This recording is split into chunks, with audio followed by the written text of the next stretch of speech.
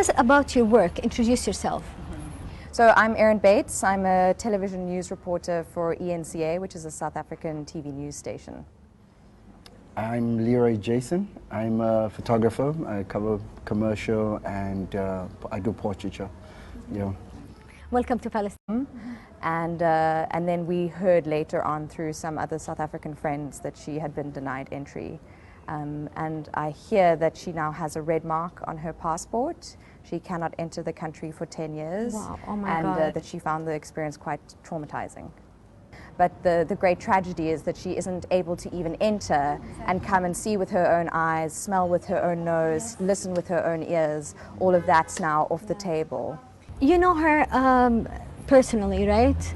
Yeah, well, not enough to vouch for her. I think she did call me to say that she would have loved to have documentation of her stay as a photographer. That's what I do. So I usually go with people to different places in different countries to experience what it would be in Brazil, be it in Italy, be it in France.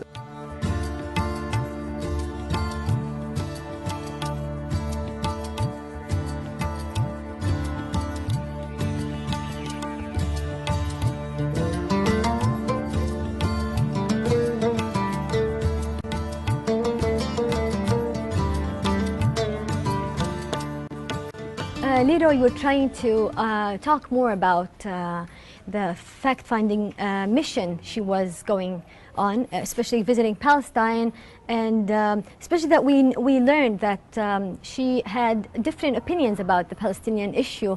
Can you talk about that? I think a lot of South Africans have been told by others about the experience. A lot of South Africans enjoy coming to Palestine and Israel. It's like a great spiritual journey as well, I think. So it was partly spiritual and partly fact-finding to find out what was the true, the real issue and the experience that one faces when here versus what you get told in the news and the stuff that we get, because we get a small fraction of it in our country. I'm sure. And a lot of people aren't really that concerned about it, obviously, because it's so many miles away. But also the fact that a lot of our own personal leaders have spoken about it, and just to find out what exactly was the difference between what people go through here versus what we went through at home. I think maybe it could be wrong. I mean, we also yet to also understand it while we're here. How do you think the Israeli banning decision affects her? Well, like I say, from what I understand, it was quite traumatic for her. I think she's very disappointed. We are too disappointed. Yeah. And I think she knew there was a chance that she would not get in, and she'd had meetings to suggest that she would be denied entry. But I think there was still that hope that she would be able to come through. And also having her mother with her as a support, there was a lot of anxiety about coming and the kind of pressure around the whole issue. And an interesting question to ask is, was this the right way to deal with her situation and her case? I don't know. What would be other ways? Well, I suppose you need to ask the officials for various states what their thinking was and why they took the decisions they did. And why do you think they took this decision? I don't want to speculate. Yeah. Me neither. I wouldn't even know where to begin with the speculation. I mean, because I think in the breaking news now is the fact that she was a threat to state, I think, but she was here on a fact-finding mission, so I don't think it was anything to kind of go against or go forward. It was just kind of getting to understand it, like where most of us are standing, where we don't understand what is really happening here. And it is also that thing, you can read about it in newspapers, you can watch documentaries, you can look at books that analyze the history of what's been going on here, but it's theoretical. Yeah. You know, you need to come and if possible, see and learn and listen.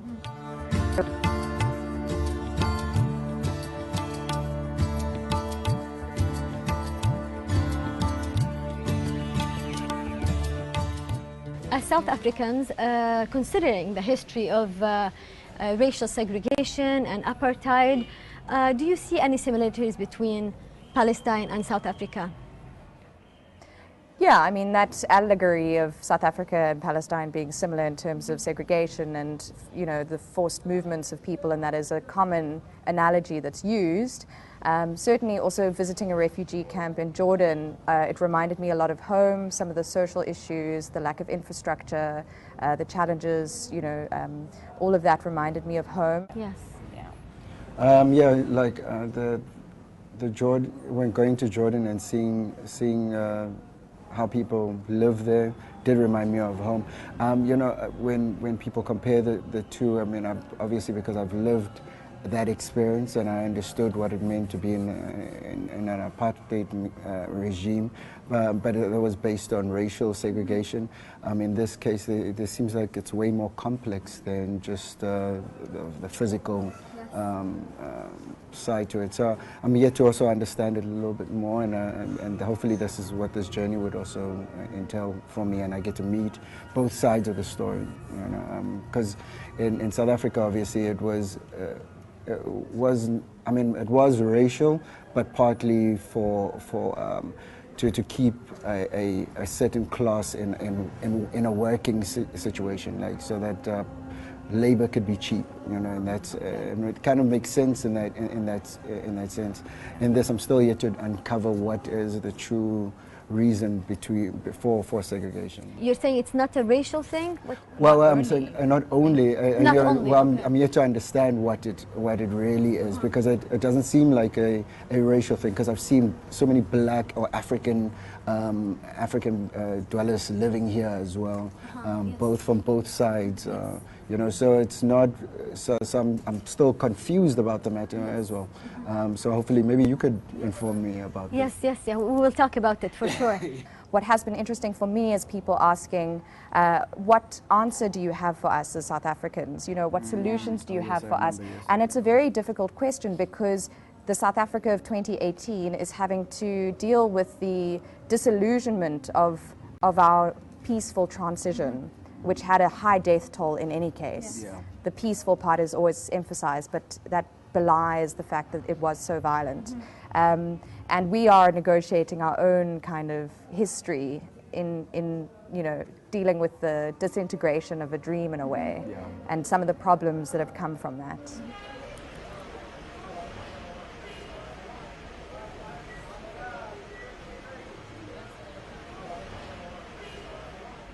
In your opinion, what do you think the solution would be for the Palestinians? I'm yet to try and figure out what beyond that, is there any other more truths to the story? So just on the question of solutions, it's something people asked us as well in Jordan. And I think what's interesting about South Africa, which is obviously distinct in many ways, is that the solution, so-called, which we're also beginning to sort of unpack and critique and interrogate, was more than just civil activism, which was very important, and kind of cultural boycott and sanctions.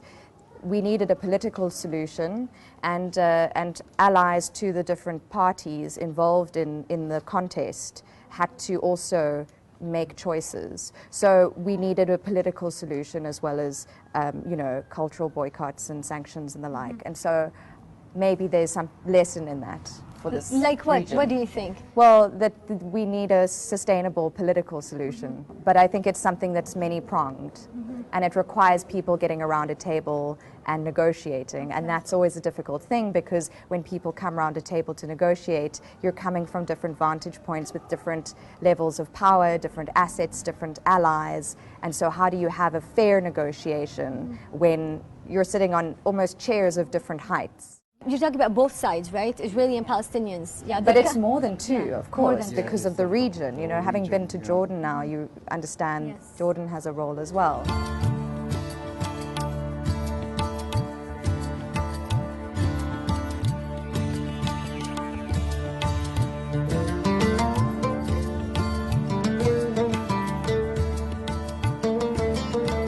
Guys, our show is called Shukran. Do you know what Shukran means? Thankful. Thank you.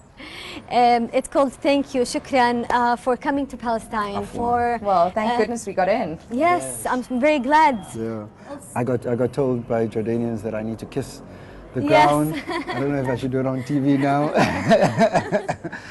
I'm glad you guys entered and were allowed to come in. Yeah. We're very disappointed that Shashi is not here to tell her thank you. Yeah. But we want to tell you thank you for coming.